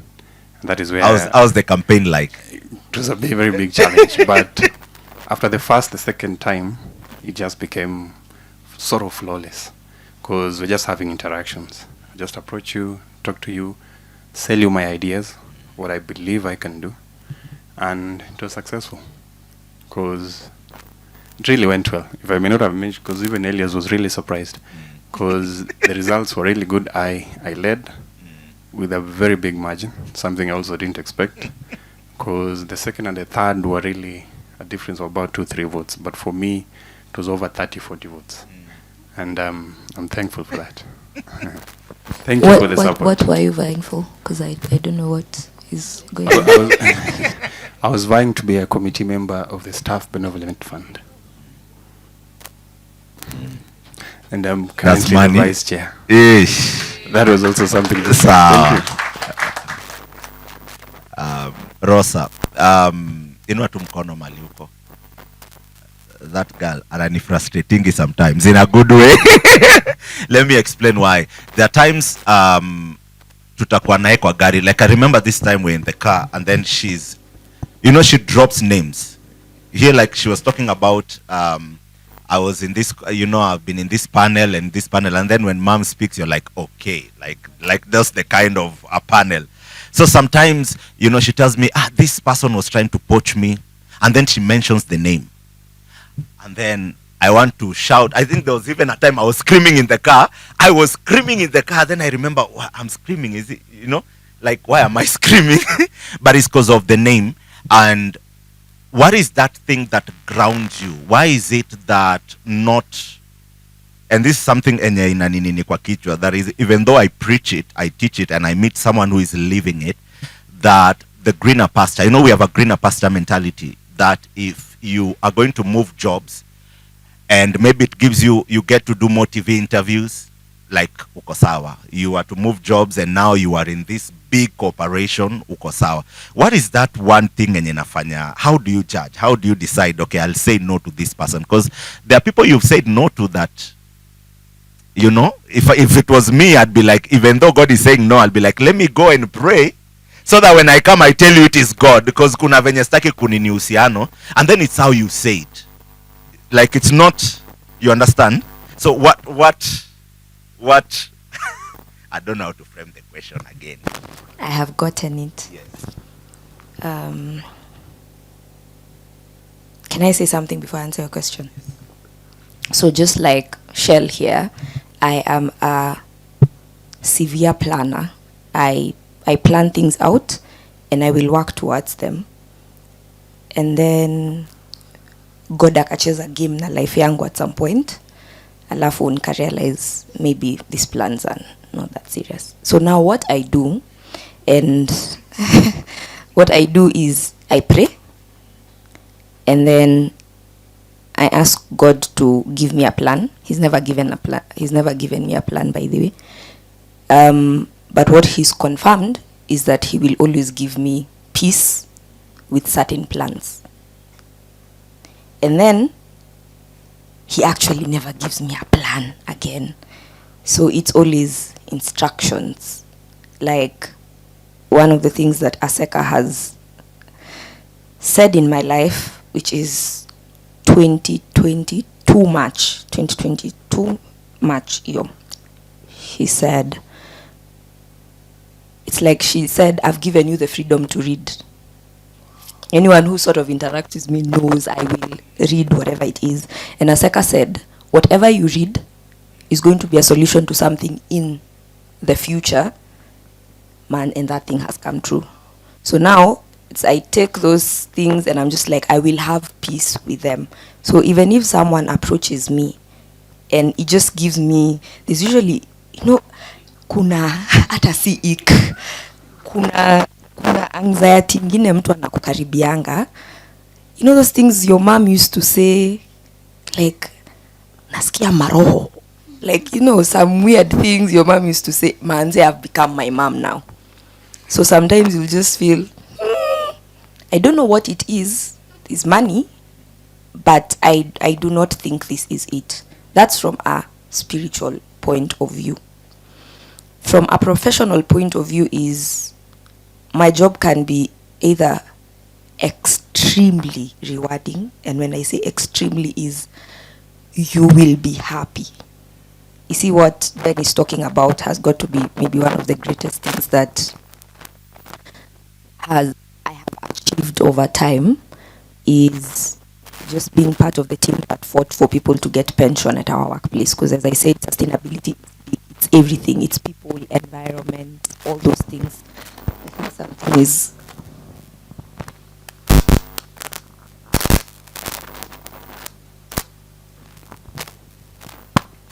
Sorry. Oh yes, so it can either be absolutely rewarding or very frustrating. So how I judge whether someone is qualified to be my boss, I know that sounds weird, but I've gotten to a point, you interview me, I interview you. What am I bringing to the table here? And you? Because my role is not, it's more of a support role. Organizations have been doing without sustainability for a very long time. And I am not in logistics. Shell has to procure. Like, Shell is the it of the company. I am not the it. My department is not the it. It's a good to have. So if you go to an organization where someone is not completely convinced of what your role would bring to this particular organization, you will die. Not physically, but you will die emotionally and impact-wise. And I don't know whether anyone has gotten to a place where you feel like your job brings no value, your job makes no impact, it's not a good place to be.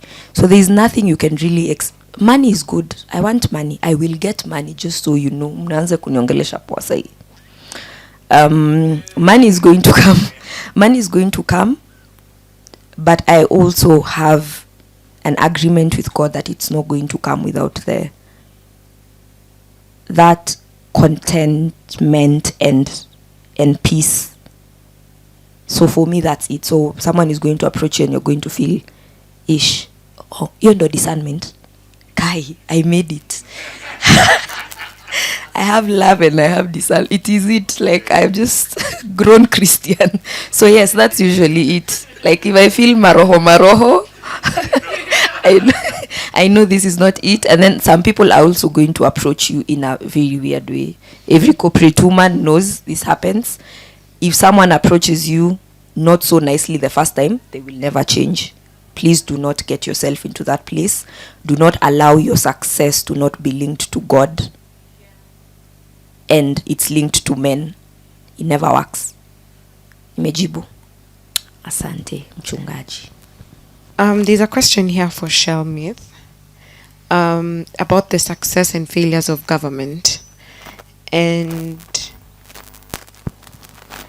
actually, let me phrase that to Rosa, because it's kind of looking into the private sector. What would you say are the successes and failures and gaps from a private sector perspective?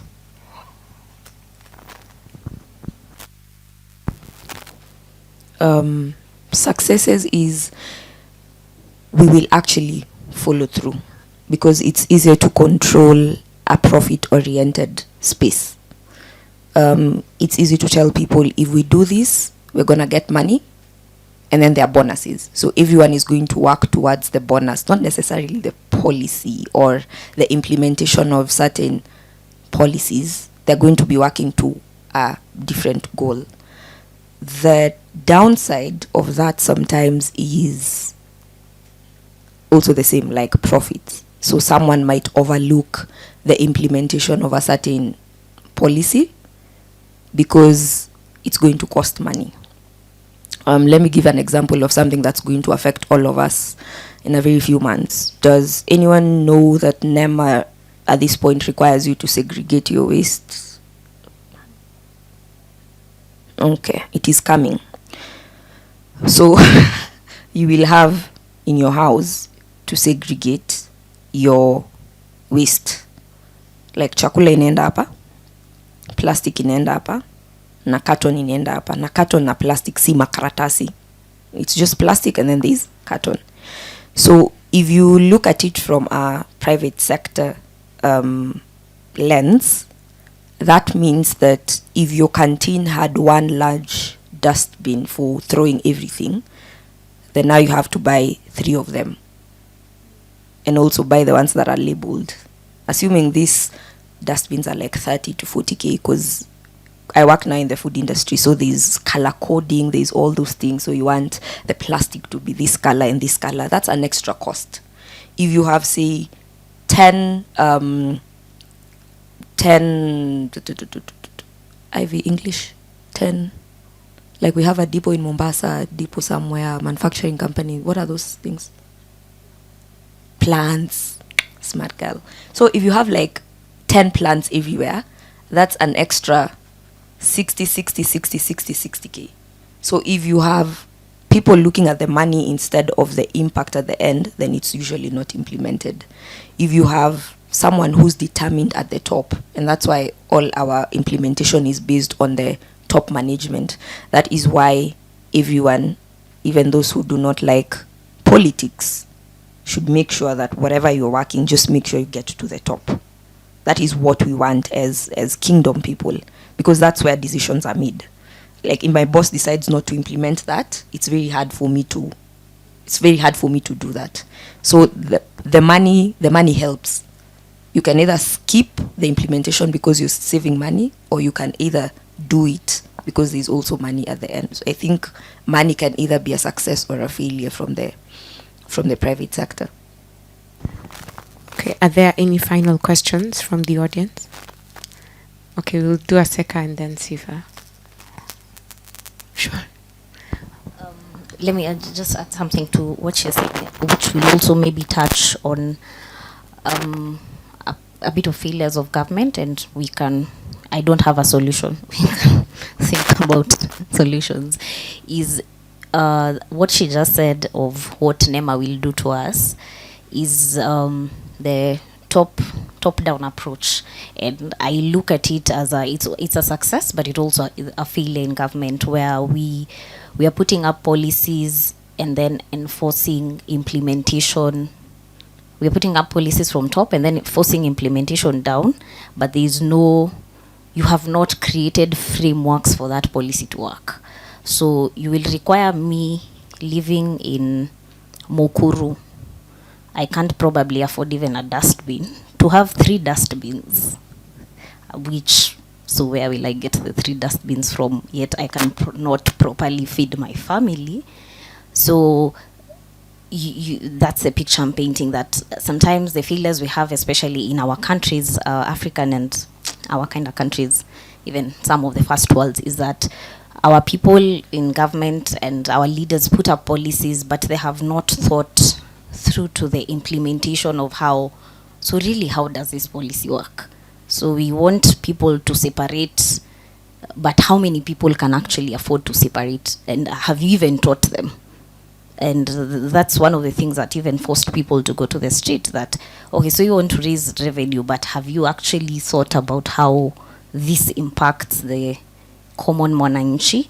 And that's, I was just putting up as one place that we can think as believers of how we come in to not just put up policies, but to think through, so that we just don't have too many policies, nice, good-looking books, which Ben will tell you our government has. We have books and plans proper, we do, but the implementation, because that has not been thought through, and that's a big gap in policy. Okay, so mine, I think it's 2, and it's to all of you guys. What are some of the mistakes and failures you have had? And these mistakes and failures, or rather what made you decide I'd rather be malleable and flexible than fixed to how I have planned? Don't know if that makes sense. For all of you guys, because all of you are planners. I know this is a big question, but can we keep it to 45 seconds? So last year,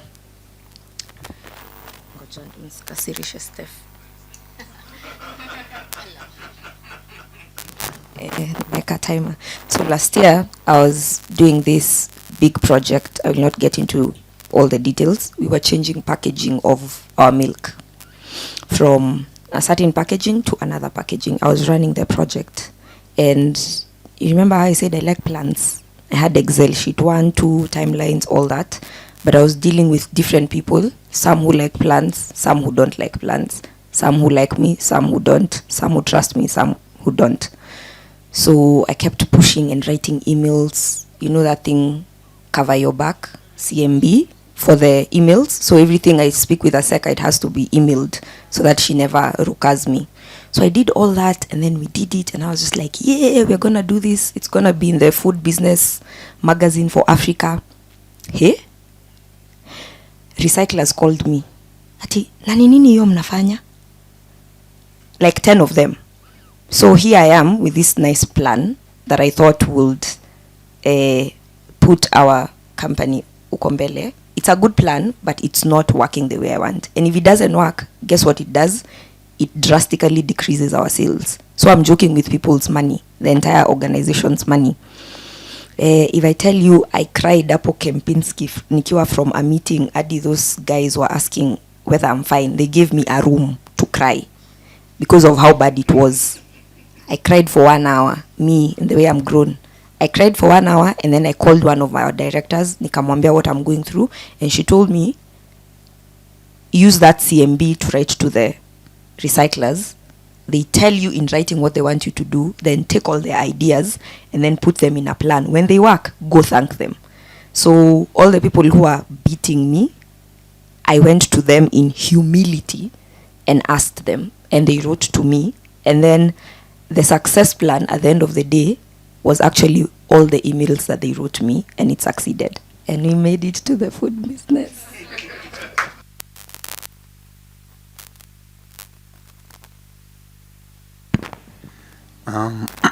Maybe I might answer it a bit differently.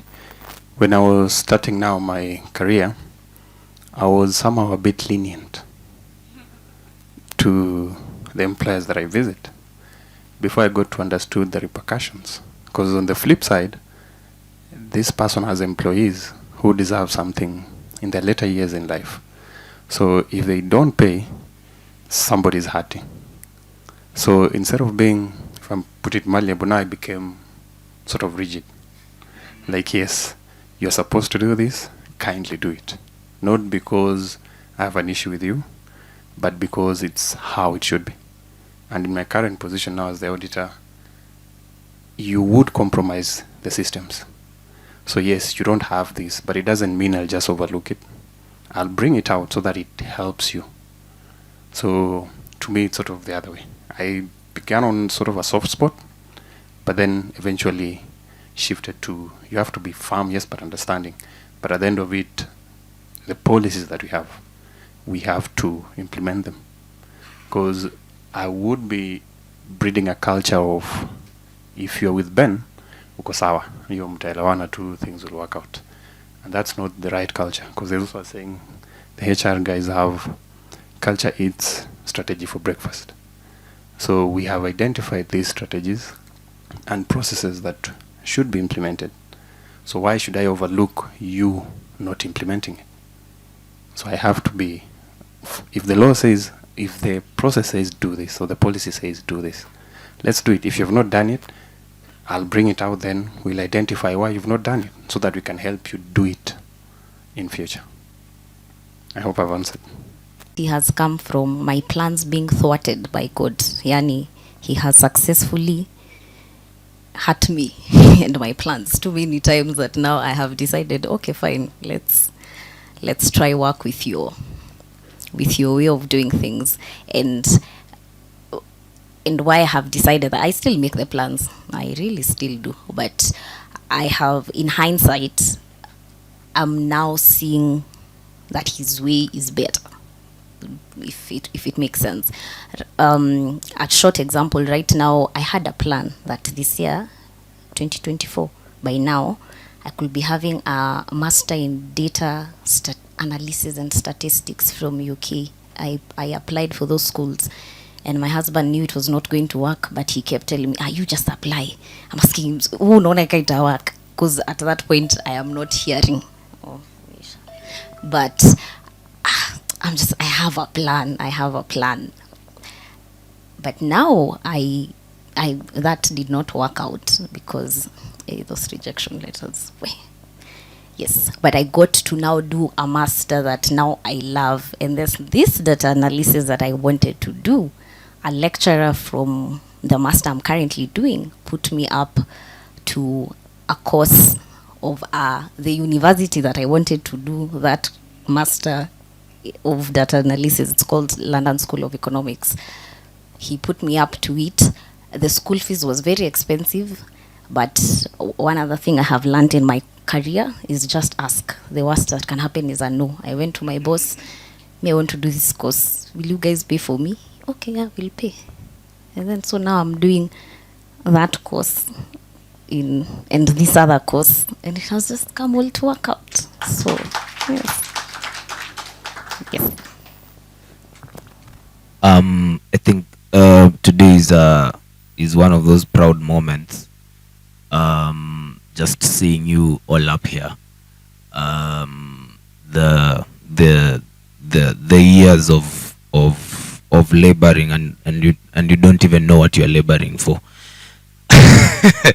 And you're just praying and speaking things and then coming, teaching, sounding deep. At some point you think you're sounding deep for yourself, and then you realize that that God has given you are people. Kazi yako inabaki kusoma Biblia au anaenda kuchange the world.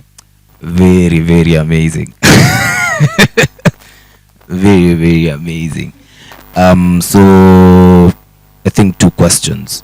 One, when Rosa was speaking, you mentioned that you found someone who guided you in your career path, and this woman was family oriented and marriage oriented, and that was very, very important.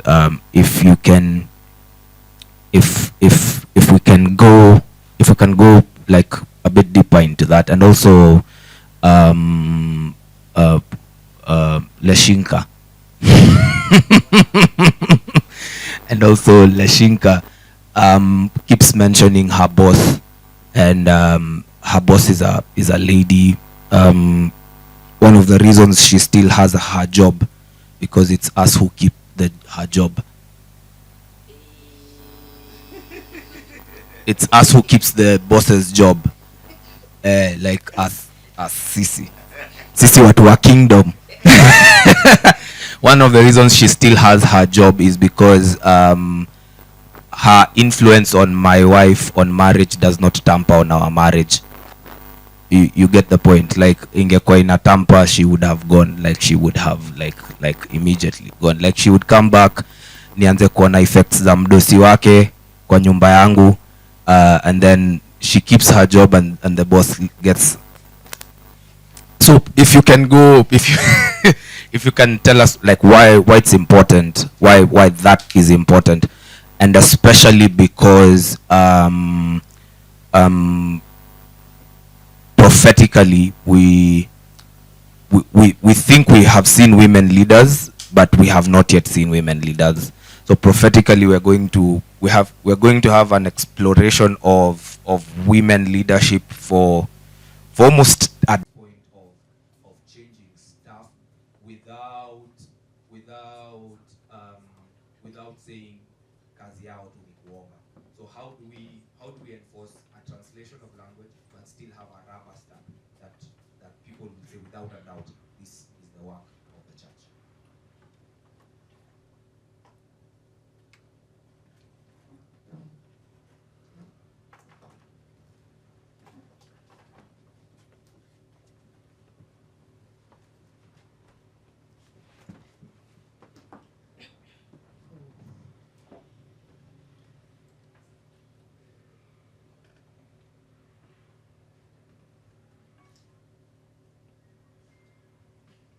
I was organizing my thoughts. So I'll start with your first question. I have been privileged enough to sit in spaces where great women who run the show in this nation were seated. But I think my greatest privilege in life is the family I come from. I have a loving mom. She is amazing. I have no idea how she gave birth to me, Lincoln and Jim. And then I have the definition of a masculine father in combination with a very faithful man to God. And that has been everything to me. I absolutely adore my dad. He's my logical best friend. My mom is my emotional best friend. See? Balance. Importance of parents. So even with all these things I want to do,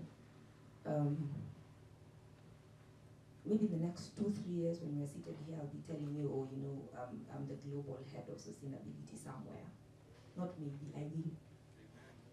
But with all that, I want, and this is how I envision it, I want media houses to come and interview me, and they will start with Rosalid Rwaru hyphen whomever is going to marry me, because I'm not dropping the Rwarus. The Rwaru has to go far. Hyphen my husband's name. He doesn't know it yet, but he's gonna have the best wife, because the way God has been undoing me, I cannot. So, but I want that to be there. I want Rosalid Rwaru, Global Sustainability Director, a wife, and a mom of 6, who's doing it, who's doing everything. So for me, that has always been very important, whatever line of work I've gone to. But then, when I started interacting with a lot of women, I realized they had a very bad perspective of marriage. They've been married, but then you always hear people saying like, unajua mimi ningekaa na bwanangu akasingekuja mbali hivi. And that bothers me. Because I am whom I am, because I am a fine mixture of my mom's love, my mom's patience, my mom's all those nice things, and then my dad's logic, his love for God, his love for people. He's thought that relationships are the best currency. I'm all that. So I want my children to have that. I want my children to be, because I'm a version of my parents, and God is working on me, so I'll even be better. And I know He's working on my husband, so we bring up very good kids. I want that I want the whole package, because He's not saying that He's going to make me good in my career. So you meet so many of those women. So every time I meet a woman who's being exemplary, alafu hapo katikati ya meeting, I'm like, okay, let me just chat, nione mtoto akwaje. That makes me happy. Every time you meet a man, a CEO who's like, please do not call me after 5, I have a date with my wife today, that makes me happy. Like, family is everything and more. And I'm gonna say this,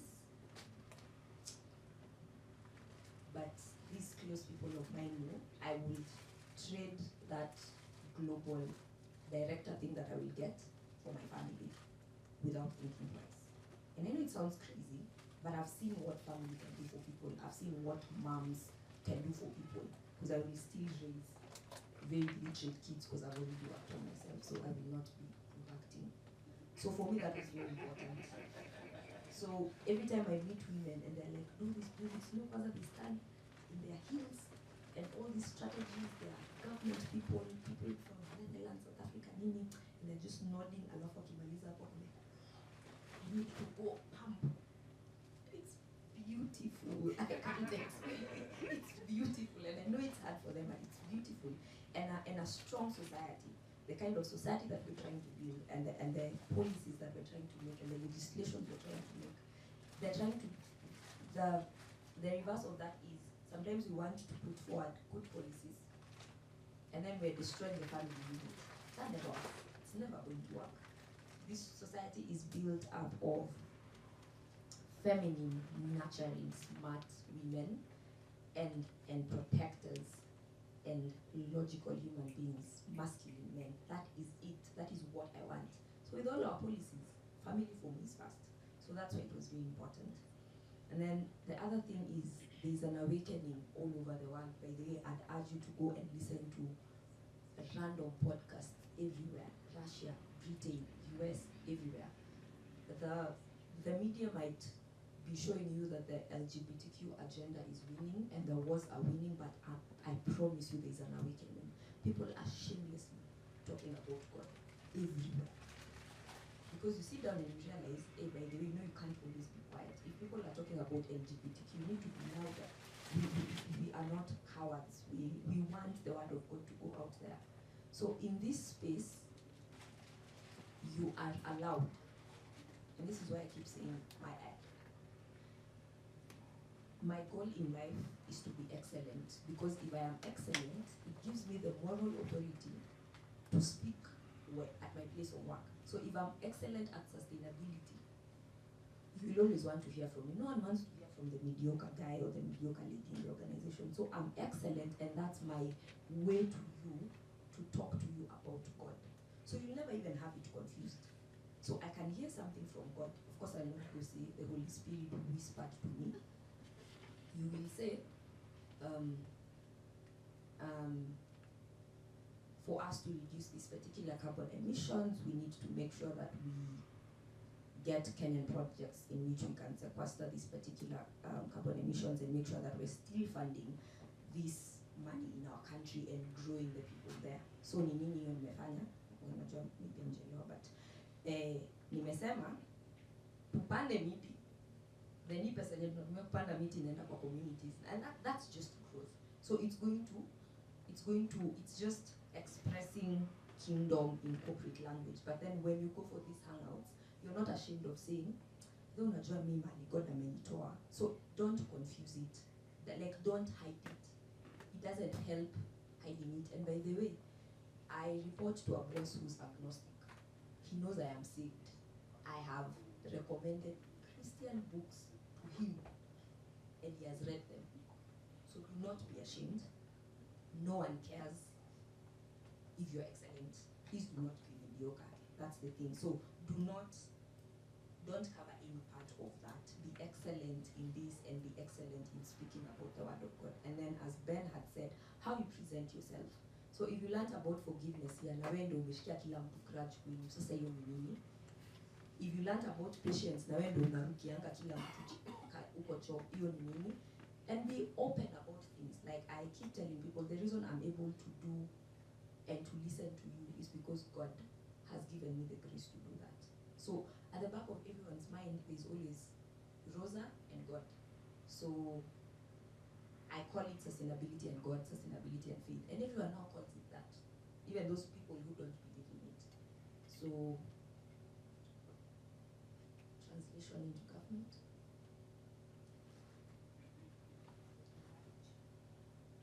Let's start with the second one. I think leading by example, that is one. As she said, excellence, all those things that your life can reflect you are a different human being. That is one. And if your life can reflect you're a different human being and you actually deliver results, because in these spaces, all people care is results, and if you have solutions, so if you can get them, you say it, they will trust you. And I also think partnerships. Maybe it's about time that churches be rich as possible and we collaborate and partner with governments, organizations, and all these things. Like, imagine if you're going to some World Vision Kenya and saying that we will be your sponsors, you go and eradicate hunger and all these things. And that is just one organization. Then next it's government. So that means we have no option but to be wealthy, so that we can be able to, because these are just the things of the world. Money speaks in these places. So if we need to get that money, let's get that money, and then by the time you a sponsor for UN and our government will listen to you. I don't know who says this, but if today the owner of Aga Khan goes and tells our president that I want to leave this country, he will drop everything to go and convince him. So if we as Awakening can do what Aga Khan has done, let's say for our government and all that, they will also listen to us. Like, they will listen if you have the impact. And third, I think maybe it's just about time that Christians be comfortable with saying the weird things. Because I feel like in this space and corporate world, we kind of know the people who tumia majuju and all that. They won't say, "Ati my witch told me this is the solution," but we kind of know if that happens. Never been in that position. But maybe we need to start being, even us, make them uncomfortable by saying that yesterday I prayed and this is the solution I was given. Maybe they will not listen the first, second, third, seventh time. But if that solution works, imagine the next time, you see that maybe we just need to also start making them uncomfortable by, that me as a CEO, we want to get out of whatever mess we are in. I don't have a solution. I need to pray. I will come with a solution. Right now we can't do it and we want to translate it into their language and all that. But hata sisi tunaweza to enforce this our weird language that maybe I need to go to my office and read some 10 minutes of tongues. And if you majuju, whatever it is, so long as the results are working, they will respect it. That's what I think. On women and family and all that, I believe that, so this God allowed me to get married to an amazing man. This same God is speaking to me of how Sujia will help his life and do all those things for him. This same God is saying of how I'll do all these things in the corporate space. He's an all-knowing God. I mean, it means I can do it. It will be hard. I just told you I'm doing basically 2 masters with a job and a wife, and being a wife. It's hard. Boy, right now I have an assignment that I need to give in by Tuesday. I've not done it. It's hard. But he said I will do it. It sounds very simple. It just sounds like just that thing I'm giving you that is not practical, but it means it's working. So, and learning from my boss, my boss she is so pro-family and marriage, and she is a whole CEO, but if you hear her talk to her husband, Akiata, you not think she's a CEO. And how she'll talk about her kids. She tells us about her kids, even in the boardroom. Like when we're starting meetings, and day by day, my sons do what, and it's become normal. So I have been in an environment where I know that I can get to where she is, and I'll still need to cater to my family and all that. And that has shaped my mind that imagine it's possible.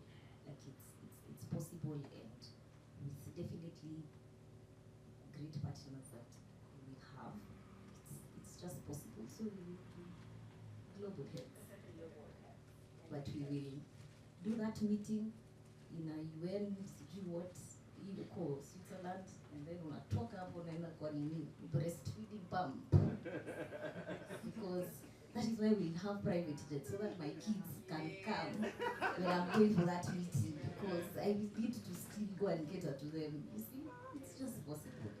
Yeah, so msidanganywe, don't allow the devil to really, all these are principles of God. Families, all these things, they can work.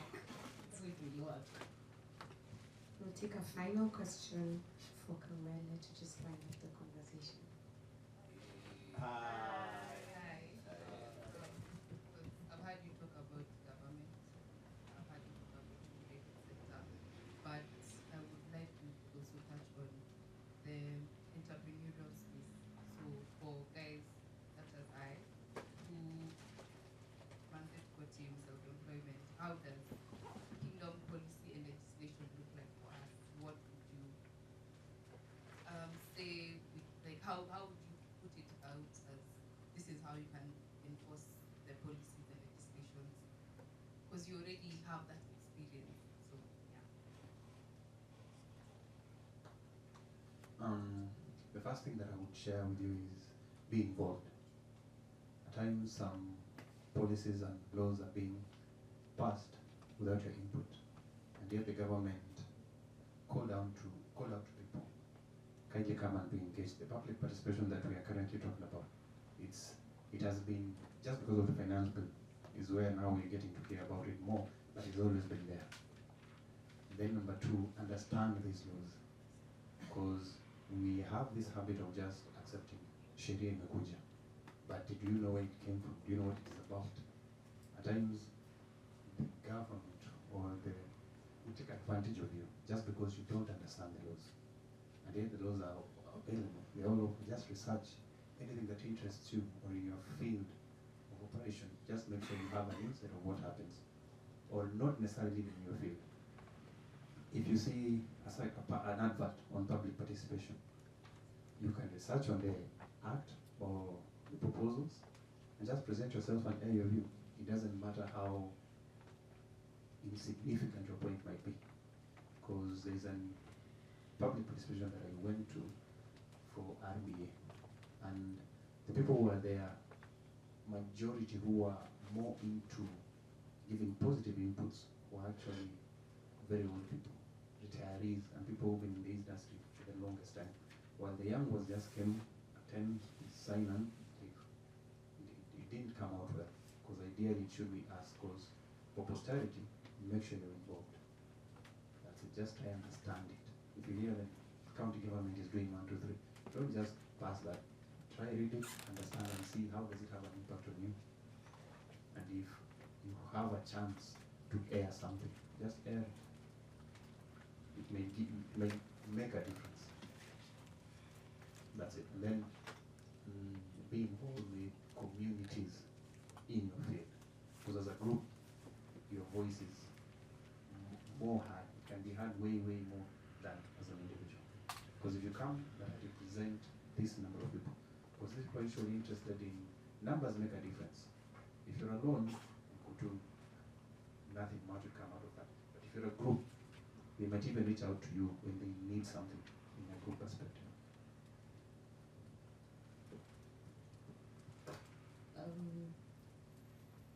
And I think this would also answer what I had asked him, how we could translate that to answering for the entrepreneurs is just what Ben is saying, get involved.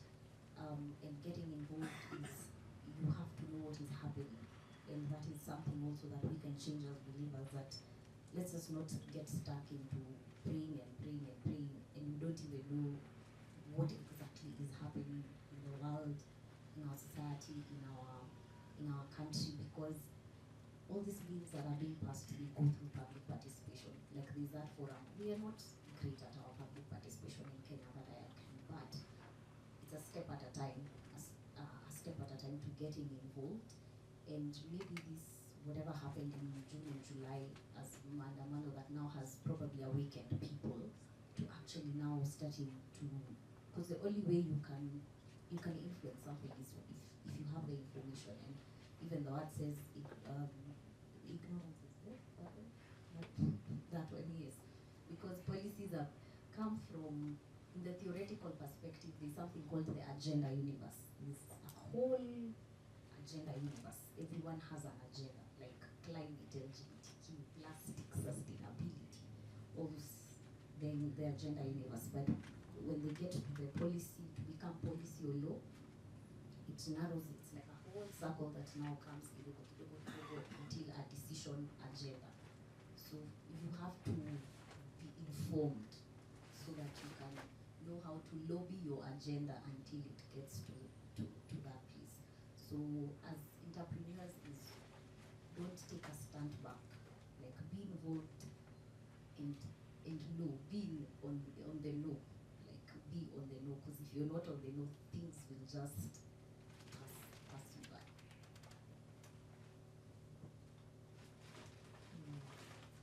Think like a CEO, because you already won, and take charge of the culture you want to build in your organization. It's easier to build it right now.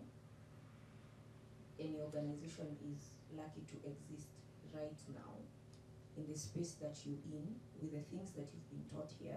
So figure out what is important. Figure out the organization you'd like to work for, the perfect one, and build it yourself, because you're already starting. You can have the best strategies. I think in the corporate space, there's one common trace is culture is sustainability for breakfast. And then people don't work on the culture. But that's a true thing. If your strategy involves hard work and your culture involves a lot of laziness and not showing up on time, it's not going to work. The culture is going to, your strategy doesn't matter if you do not have the right culture. So figure out what it is that you want. And then I think the hardest part of you creating that is you have to be that. You cannot tell people to show up on time and you wake up at 8 a.m. when people are getting to work. So in the beginning, even if you have one person working for you, even if you are alone, you need to be the leader that people will follow. Because sometimes, well, leaders are people, but sometimes it's a whole ideology.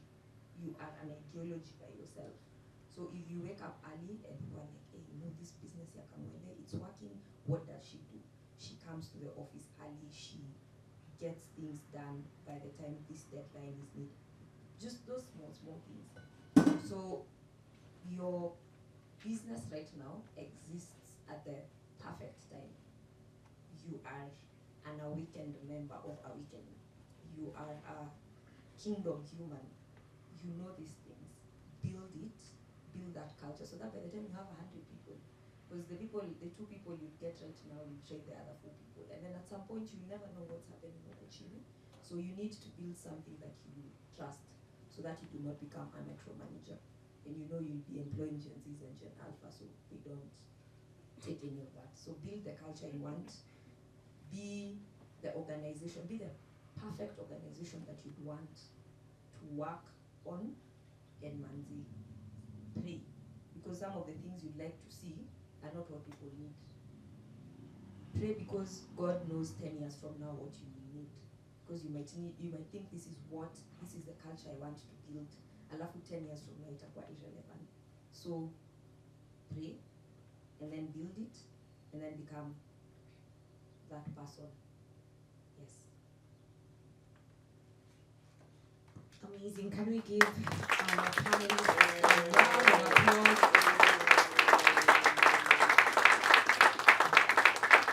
I'd like to summarize this conversation for us. There's been amazing, anecdotes that you've shared and points, but what really stands out to me is the value of relationships. Number one, hone in on your relationships. Like Ben said, you need to think strategically about the future, financially, health-wise, and community-wise. Build those things now so that in your latter years, you have it easier.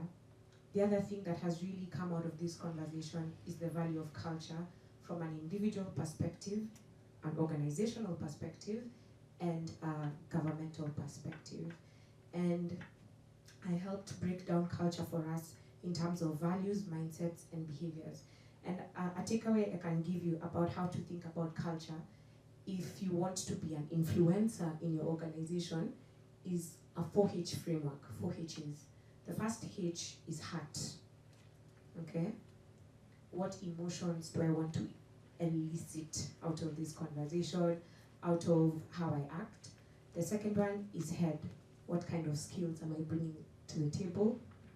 The third one is halo. What do I want to be known for? And the fourth one is hand. What actions am I going to do in order to achieve the purpose, which is halo, what I want to be known for? The 4H framework is online. Please go and read about it, and it will really influence your perspective on culture. The other thing that Shell talked about was policy, how policies are the intent and the goals, and how legislation is the enforcement of that. We also saw the value of introspection, like taking a step back and really thinking about what path you want to chart, and that was brought out beautifully by Rosa. And I'd like to share a scripture in relation to that from the book of Galatians 6:4, which says, each one should test their actions, then they can take pride in themselves alone without comparing themselves to someone else.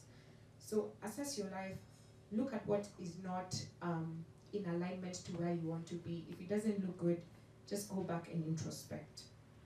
The last thing was to be flexible and adaptable. Sometimes our plans do not go the way we want to, but then how do we pivot? And how do we use the resources at our disposal? Shelmith talked about leaning on the shoulders of giants and being carried by them.